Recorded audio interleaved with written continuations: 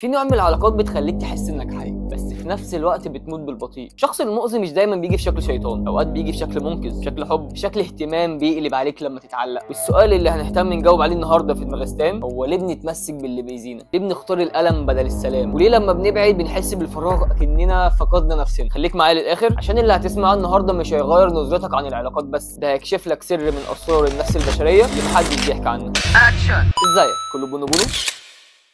التعلق المؤذي مش بيبدأ بضربة واحدة، بيبدأ بلمسة، بكلمة، أو بإحساس إنك اتشاف. الشخص ده بيعمل فيك حاجة غريبة، يخليك تحس إنك مهم، وبعدها بثواني يخليك تحس إنك ولا حاجة. الدماغ ساعتها بيتلخبط، بيحاول يفهم هو بيحبني فعلا ولا كان بيلعب بيا، وساعتها بتدخل الدوامة، تبدأ تدافع عنه قدام نفسك، تقول يمكن عنده ظروف، يمكن هو بيحبني فعلا بس ما بيعرفش يعبر. بس في الحقيقة أنت بقيت مدمن شعور مش إنسان. يعني إيه الكلام ده؟ أنت مدمن الإدرينالين اللي بيجيلك مع التقل أو من الخناقة أو من المصالحة، وده اسمه في علم النفس تروما بوند أو ربطة الصدمة.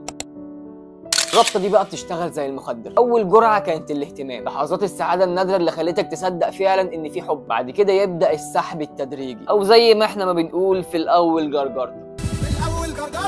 من خدتك خطرتك بيبعد او بيتجاهلك او بيقلل منك، ساعتها عقلك يخش في حاله فوضى. انا عملت ايه غلط؟ ازاي ارجعه زي الاول؟ وهنا بيتحول الحب لمطارده نفسيه، كل مره بيرجع فيها بتاخد جرعه امل جديده. الدماغ يفرز دوبامين واكسيتوسين وسيروتونين، بالظبط زي المدمن اللي مستني الجرعه الجايه. والمشكله انك كل ما تتعلق اكتر تفقد قدرتك على الحكم الصح، تبقى شايف انك بتحبه بس الحقيقه انت حبيت الوجع اللي اتعودت عليه. انت متخيل وصلت نفسك لحد فين؟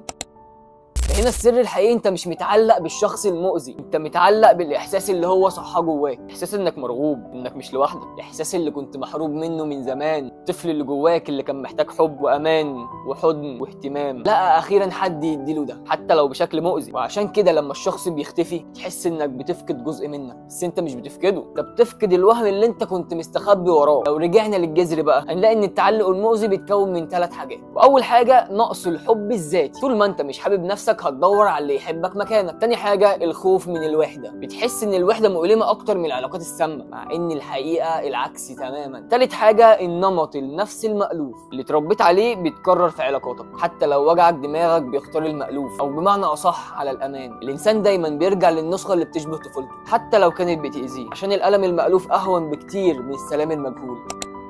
طيب ازاي تتحرر من ده؟ اول حاجه اعترف انك متعلق مش عاشق. اول خطوه للعلاج انك تبص للحقيقه زي ما هي. تاني حاجه افصل المشاعر عن الواقع، الشخص ده مش مصدر سعادتك، هو مجرد محفز لألمك القديم. تالت حاجه ارجع ابني نفسك من جوه، كل مره كنت بتجري وراه استخدم نفس الطاقه دي في انك تجري ناحيه نفسك. رابع حاجه بقى اتعلم تقول كفايه، عشان التعلق المؤذي مش هينتهي غير لما هو يتغير، ينتهي لما انت توقف الدور اللي انت كنت بتلعبه. خامس حاجه ابدا عيش انسحابك كرحله شفاء مش خساره. الألم مش دليل ضعف، ده دليل انك بتتولد من جديد. في دماغستان مفيش علاقه بتكملك، مفيش حب بيشفيك الا حبك لنفسك. الناس المؤذيه مش دايما شريره، اوقات بيبقوا مجرد انعكاس لجروحك اللي لسه مفتوحه. وساعتها بيبقى السؤال مش ليه عمل فيا كده، بس ليه انا سمحت له بكده. واللحظه اللي بتجاوب فيها السؤال ده هي اللحظه اللي بتخرج فيها من السجن اللي بنيته بايدك. في الاخر عايز اقول لك اللي بيأذيك مش هو اللي بيمسكك، اللي ماسكك هو الخوف انك تكون بخير من غيره. قول لي في الكومنتات لو في شخص في حياتك حسسك انك لازم تتأذي عشان تحبه، هل كنت بتحبه ولا كنت بتحاول تنقذ نفسك منه؟ وبس كده.